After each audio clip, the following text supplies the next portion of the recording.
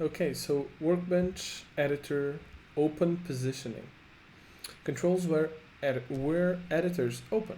Simple as that. Select left or right to open editors to the left or right of the currently active one.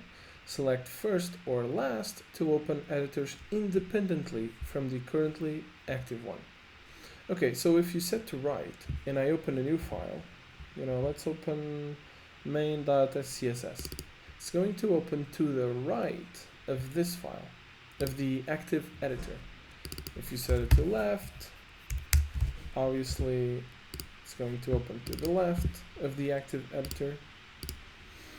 If you set it to first, it's always going to open, no matter the active editor, to the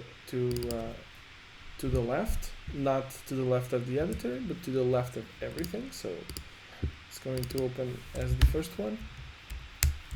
And the last one, well, you can imagine what this is, right? It's always going to open right there.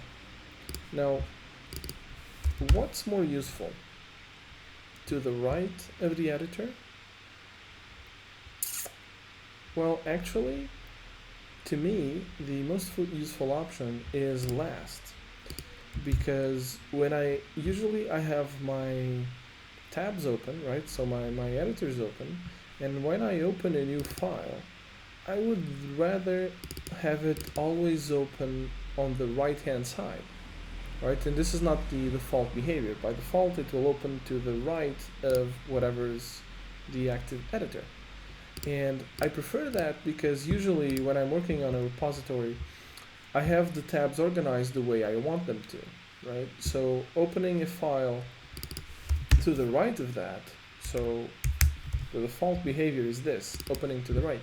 Now my tabs are disorganized, right? Because if I want to organize them again, I have to pull this to this side, and usually that's what happens. So if I can make it open as the last editor all the time, that's perfect.